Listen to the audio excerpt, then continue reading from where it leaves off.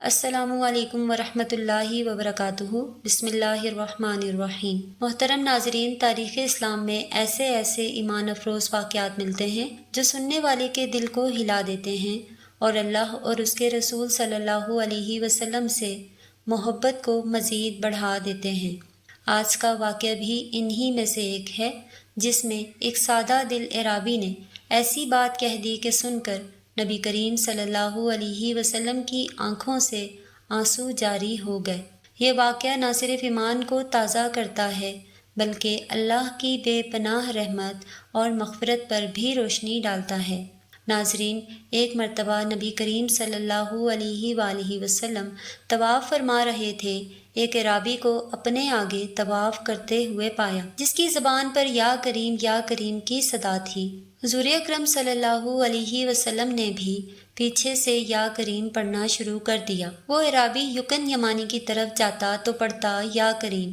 پیارے نبی صلی اللہ علیہ وسلم بھی پیچھے سے پڑھتے یا کریم۔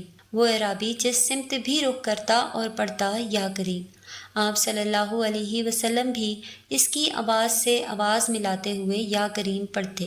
اعرابی نے تاجدار کائنات حضرت محمد صلی اللہ علیہ وسلم کی طرف دیکھا اور کہا کہ اے روشن چہرے والے، اے حسین قد والے، اللہ کی قسم اگر آپ کا چہرہ اتنا روشن اور عمدہ قد نہ ہوتا تو آپ کی شکایت اپنے محبوب نبی کریم صلی اللہ علیہ وسلم کی بارگاہ میں ضرور کرتا کہ آپ میرا مذاق اڑاتے ہیں۔ حضور نبی کریم صلی اللہ علیہ وسلم مسکرائے اور فرمایا کہ کیا تو اپنے نبی کو پہچانتا ہے؟ عرض کیا نہیں۔ آپ صلی اللہ علیہ وسلم نے فرمایا کہ پھر تم ایمان کیسے لائے؟ عرض کیا بن دیکھے۔ ان کی نبوت و رسالت کو تسلیم کیا، مانا اور بغیر ملاقات کے میں نے ان کی رسالت کی تصدیق کی۔ آپ صلی اللہ علیہ وسلم نے فرمایا مبارک ہو، میں دنیا میں تیرا نبی ہوں اور آخرت میں تیری شفاعت کروں گا۔ اور وہ اعرابی حضور نبی اکرم صلی اللہ علیہ وسلم کے قدموں میں گرا اور بوسے دینے لگا۔ آپ صلی اللہ علیہ وسلم نے فرمایا میرے ساتھ وہ معاملہ نہ کر جو لوگ اپنے بادشاہوں کے ساتھ کرتے ہیں۔ اللہ نے مجھے متکبر و جابر بنا کر نہیں بھیجا، بلکہ اللہ نے مجھے بشیر و نذیر بنا کر بھیجا ہے۔ راوی کہتے ہیں اتنے میں حضرت جبرائیل امین علیہ السلام آئے اور عرض کیا اللہ نے آپ کو سلام فرمایا ہے اور فرماتا ہے کہ اس اعرابی کو بتا دیں ہم اس کا حساب لیں گے۔ اعرابی نے کہا یا رسول اللہ صلی اللہ علیہ وآلہ وسلم، کیا اللہ میرا حساب لے گا؟ فرمایا ہاں، اگر وہ چاہے تو حساب لے گا۔ عرض کیا کہ اگر وہ میرا حساب لے گا تو میں بھی اس کا حساب لوں گا۔ آپ صلی اللہ علیہ وسلم نے فرمایا کہ تو کس بات پر اللہ سے حساب لے گا؟ اس نے کہا کہ اگر وہ میرے گناہوں کا حساب لے گا تو میں اس کی بخشش کا حساب لوں گا۔ میرے گناہ زیادہ ہیں کہ اس کی بخشش۔ اگر اس نے میری نافرمانیوں کا حساب لیا تو میں اس کی معافی کا حساب لوں گا۔ اگر اس نے میرے بخل کا امتحان لیا تو میں اس کے فضل و کرم کا امتحان لوں گا۔ حضور نبی اکرم صلی اللہ علیہ وسلم یہ سب سماعت کرنے کے بعد اتنا روئے کہ ریش مبارک آنسوؤں سے تر ہو گئی۔ پھر حضرت جبرائیل امین علیہ السلام آئے، عرض کیا اے اللہ کے رسول صلی اللہ علیہ وآلہ وسلم، اللہ سلام کہتا ہے اور فرماتا ہے کہ رونا کم کریں۔ آپ کے رونے نے فرشتوں کو تسبیح و تہلیل بھلا دی ہے۔ اپنے امتی کو کہیں نہ وہ ہمارا حساب لے نہ ہم اس کا حساب لیں گے، اور اس کو خوشخبری سنا دیں کہ یہ جنت میں آپ کا ساتھی ہوگا۔ غزوہ خیبر کے موقع پر ایک چرواہا حضور اقدس صلی اللہ علیہ وسلم کی خدمت میں آیا۔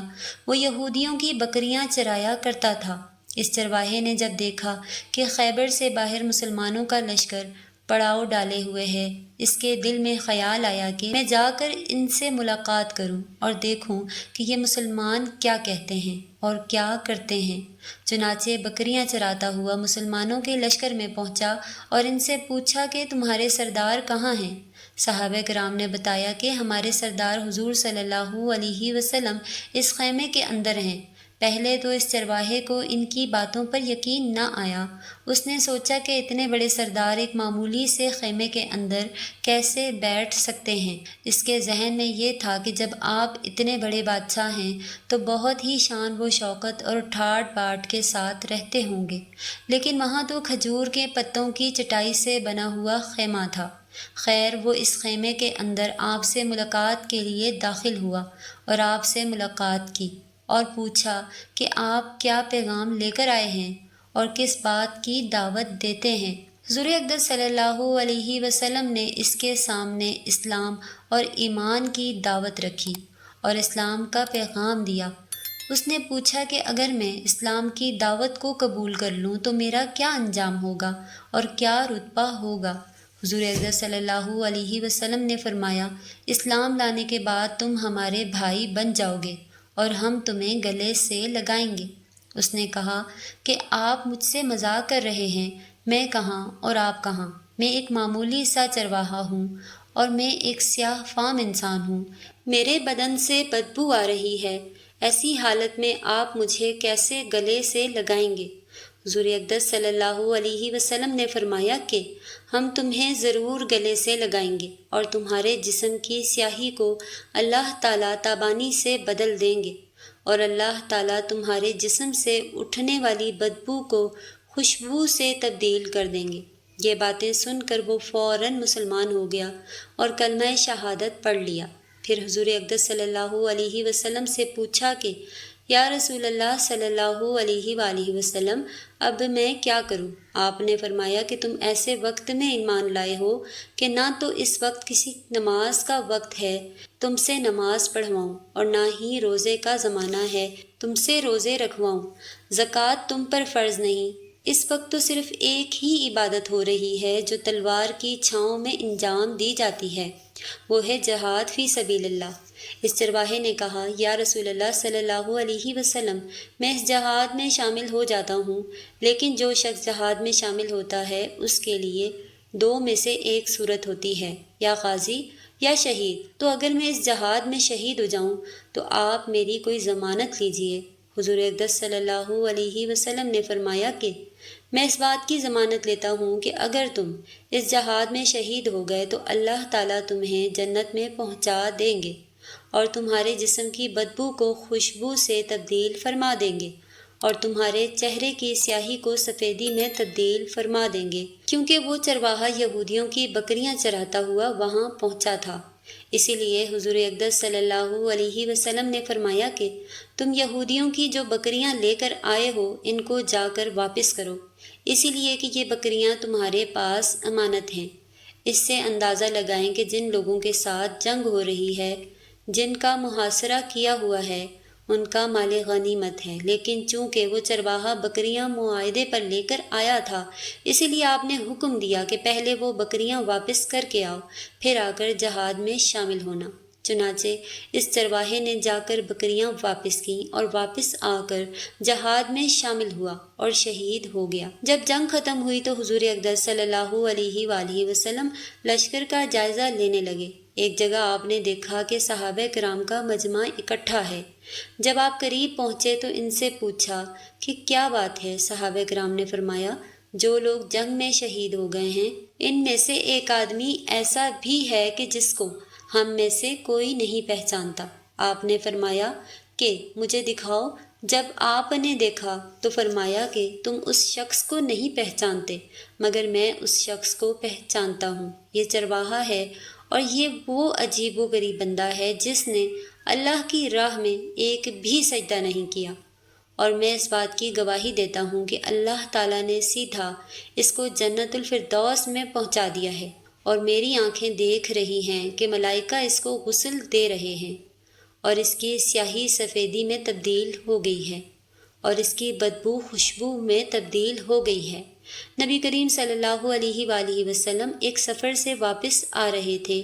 ایک جگہ آپ نے پڑاؤ ڈالا۔ قریب ہی ایک بستی میں ایک عورت تھی جس کا تنور تھا۔ اس نے لشکر کی روٹیاں پکائیں۔ جب پکا کر فارغ ہوئی تو صحابہ کرام سے کہنے لگی کہ میں تمہارے سردار سے بات کرنا چاہتی ہوں۔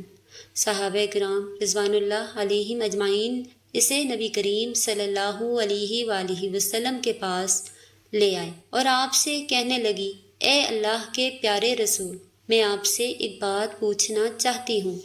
آپ نے فرمایا، پوچھو۔ وہ کہنے لگی، میں ماں ہوں اور تنور میں روٹیاں لگاتی ہوں۔ میرا ایک چھوٹا سا بچہ ہے، میں اس کو آگ کے قریب آنے نہیں دیتی کہ اس کو کہیں گرم ہوا نہ لگ جائے۔ خود آگ میں ڈبکیاں لگاتی ہوں روٹی لگانے اور نکالنے کے لیے، لیکن میں اپنے بچے کو گرم ہوا کا لگنا بھی پسند نہیں کرتی۔ میں نے آپ سے سنا تھا کہ ساری دنیا کی ماؤں کی محبتوں کو جمع کر دیا جائے، اس سے 70 گنا زیادہ اللہ تعالیٰ اپنے بندوں سے محبت کرتا ہے، تو اللہ تعالیٰ بندے کو جہنم میں جانا کیسے پسند فرمائے گا؟ حدیث پاک میں آتا ہے، جس کا مفہوم ہے کہ نبی کریم صلی اللہ علیہ وسلم نے یہ بات سن کر سر جھکایا اور آپ کی مبارک آنکھوں میں سے آنسو آنے لگے۔ آپ روتے رہے حتیٰ کہ حضرت جبرائیل امین علیہ السلام اللہ تعالیٰ کا پیغام لے کر آئے۔ میرے محبوب، اس عورت کو بتا دیں، اللہ نے ان پر ظلم نہیں کیا، انہوں نے اپنی جانوں پر خود ظلم کیا ہے، انہوں نے اپنے پاؤں پر خود کلہاڑی ماری ہے، کیونکہ اللہ تو چاہتا ہے کہ یہ بچ جائیں، لیکن یہ لوگ توبہ نہیں کرتے، توبہ کی طرف آتے ہی نہیں، بلکہ اللہ کی ماننے کے بجائے شیطان کی مانتے پھرتے ہیں اور توبہ ضائع کرتے ہیں، بھول جاتے ہیں یہ تو اپنے عمل کی وجہ سے جہنم میں جائیں گے۔ حضرت ابو موسیٰ اشعری رضی اللہ تعالیٰ عنہ حضور اقدس صلی اللہ علیہ وسلم کا ارشاد نقل فرماتے ہیں کہ میری اور اس دین کی مثال جس کو دے کر اللہ تعالیٰ نے مجھے بھیجا ہے، اس آدمی جیسی ہے جو اپنی قوم کے پاس آیا اور کہے کہ اے میری قوم، میں نے اپنی آنکھوں سے دشمن کے بڑے لشکر کو تمہاری طرف آتے ہوئے دیکھا ہے، میں تم کو بے غرض ہو کر ڈرا رہا ہوں، لہٰذا یہاں سے بھاگنے میں جلدی کرو۔ چنانچہ اس کی قوم میں سے کچھ لوگوں نے اس کی بات مان لی اور سر شام چل دیے اور آرام سے چلتے رہے اور وہ بچ گئے، اور اس قوم میں سے کچھ لوگوں نے اسے جھوٹ سمجھا اور وہیں ٹھہرے رہے، تو دشمن کے لشکر نے ان پر صبح صبح حملہ کر کے ہلاک کر دیا اور ان کو بالکل ختم کر دیا۔ یہ مثال ان لوگوں کی جنہوں نے میری بات مانی، جو دین حق میں لے آیا اس پر عمل کیا، اور ان لوگوں کی جنہوں نے میری نافرمانی کی اور جو دین حق لے کر میں آیا اس کو جھٹلایا۔ حضرت ابو ہریرہ رضی اللہ تعالیٰ عنہ حضور اقدس صلی اللہ علیہ وسلم کا ارشاد نقل کرتے ہیں کہ میری ساری امت جنت میں داخل ہوگی، لیکن جو انکار کرے گا وہ جنت میں داخل نہیں ہوگا۔ عرض کیا گیا، اور کون انکار کرے گا؟ آپ صلی اللہ علیہ وآلہ وسلم نے فرمایا، جس نے میری اطاعت کی وہ جنت میں داخل ہوگا، اور جس نے میری نافرمانی کی اس نے انکار کیا۔ حضرت جابر رضی اللہ تعالیٰ عنہ ارشاد فرماتے ہیں کہ چند فرشتے نبی کریم صلی اللہ علیہ وسلم کے پاس آئے اور آپ صلی اللہ علیہ وسلم سو رہے تھے۔ ان فرشتوں نے آپس میں کہا، تمہارے ساتھی کے لیے ایک مثال ہے، اس مثال کو بیان کرو۔ بعض فرشتوں نے کہا، یہ سو رہے ہیں، اور بعض فرشتوں نے کہا کہ ان کی آنکھیں سوتی ہیں، دل بیدار رہتا ہے۔ تو فرشتوں نے کہا کہ ان کی مثال اس آدمی جیسی ہے کہ جس نے ایک گھر بنایا اور اس گھر میں کھانے کی دعوت کا انتظام کیا اور ایک بلانے والے کو بھیجا، تو جس نے اس بلانے والے کی بات نہ مانی وہ گھر میں داخل ہوا اور نہ اس دعوت میں سے کھایا۔ پھر فرشتوں نے کہا، اس مثال کو ان کے سامنے بیان کرو۔ اس پر بعض فرشتوں نے کہا، یہ تو سو رہے ہیں، اور بعض نے کہا، ان کی آنکھیں سوتی ہیں اور دل بیدار رہتا ہے۔ تب فرشتوں نے یہ مطلب بیان کیا کہ وہ گھر جنت ہے اور بلانے والے محمد صلی اللہ علیہ وآلہ وسلم ہیں، لہٰذا جس نے محمد صلی اللہ علیہ وسلم کی اطاعت کی اس نے اللہ کی اطاعت کی، جس نے حضرت محمد صلی اللہ علیہ وسلم کی نافرمانی کی اس نے اللہ کی نافرمانی کی۔ مرتے وقت انسان کو کیا چیز یاد رہتی ہے؟ حضرت سفیان ثوری فرماتے ہیں کہ جس وقت مالک الموت دل کی رگ چھوتے ہیں اس وقت آدمی کا لوگوں کو پہچاننا موقوف ہو جاتا ہے، زبان بند ہو جاتی ہے اور انسان دنیا کی سب چیزوں کو بھول جاتا ہے۔ اگر اس وقت آدمی پر موت کا نشہ سوار نہ ہو تو تکلیف کی شدت سے پاس والوں پر تلوار چلانے لگے۔ کچھ روایات میں آتا ہے کہ جس وقت سانس خلق میں ہوتا ہے اس وقت شیطان اس کو گمراہ کرنے کی انتہائی کوشش کرتا ہے۔ ایک روایت میں آتا ہے کہ ملک الموت نمازوں کے اوقات میں آدمی کی جستجو کرتے ہیں اور خبر رکھتے ہیں۔ اگر کسی شخص کو نماز کے اوقات کا اہتمام رکھنے والا پاتے ہیں تو مرتے وقت اس کو خود ہی کلمہ طیبہ کی تلقین کرتے ہیں اور شیطان کو اس کے پاس سے ہٹا دیتے ہیں۔ مجاہد کہتے ہیں کہ جب آدمی مرنے کے قریب ہوتا ہے اس وقت اس کی ہم مجلسوں کی صورت اس کے سامنے کی جاتی ہے۔ اگر اس کا اٹھنا بیٹھنا نیک لوگوں کے پاس ہوتا ہے تو یہ مجمع سامنے لایا جاتا ہے، اور فاسق و فاجر لوگوں کے پاس ہوتا ہے تو وہ لوگ سامنے لائے جاتے ہیں۔ حضرت یزید بن شجرہ سے بھی یہی بات نقل کی گئی ہے۔ ربیع ایک عبادت گزار آدمی بصرہ میں رہتے تھے۔ وہ کہتے ہیں کہ ایک شخص مرنے لگا، لوگ خود اس کو لا الہ الا اللہ کی تلقین کرتے رہے تھے، مگر اس کی زبان سے نکل رہا تھا، شراب کا گلاس تو بھی پی اور مجھے بھی پلا۔ اسی طرح خواز میں بھی ایک شخص کا انتقال ہو رہا تھا تو لوگ اس کو لا الہ الا اللہ یعنی کہ کلمہ کہنے کی تلقین کرتے، اور وہ کہہ رہا تھا 10 روپے 10 روپے۔ اس کے بالمقابل جن لوگوں نے مرنے کی تیاری کر رکھی تھی وہ دنیا میں موت کو یاد رکھتے تھے، اس کے لیے کچھ کارنامے کر رکھے تھے۔ اس کی موت ایسی ہی تھی جس کو حضور اکرم صلی اللہ علیہ وآلہ وسلم نے موت کا تحفہ بتایا ہے۔ حضرت بلال حبشی کی وفات کا وقت قریب آیا تو ان کی بیوی کہہ رہی تھی، ہائے افسوس، تم جا رہے ہو۔ یہ کہہ رہے تھے کہ کیسے مزے کی بات ہے، کیسے لطف کی بات ہے، کل کو دوستوں سے ملوں گا، حضور اقدس صلی اللہ علیہ وسلم سے ملنے جا رہا ہوں، میں اچھی طرح اچھے لباس میں ان کے پاس جاؤں گا۔ ناظرین، امید کرتے ہیں آپ کو ہمارا واقعہ ضرور پسند آیا ہوگا۔ اگر یہ ایمان افروز واقعہ آپ کو پسند آیا ہے تو ویڈیو کو لائک کریں اور شیئر کریں، اور ہمارے چینل روحانیت کا سفر کو سبسکرائب کرنا نہ بھولیں تاکہ مزید خوبصورت اور دل کو سکون دینے والے اسلامی واقعات آپ تک پہنچتے رہیں۔ اللہ تعالیٰ سے دعا ہے اللہ پاک ہمیں اپنے ان بندوں میں شامل فرما جو دنیا اور آخرت میں کامیاب ہوں۔ یا اللہ ہمارا خاتمہ ایمان پر فرما دے۔ یا اللہ ہمیں حضور اکرم صلی اللہ علیہ وسلم کی شفاعت نصیب فرما۔ آمین یا رب العالمین۔ کمنٹ باکس میں ایک بار صلی اللہ علیہ وآلہ وسلم ضرور ٹائپ کریں۔ شکریہ۔ اللہ حافظ۔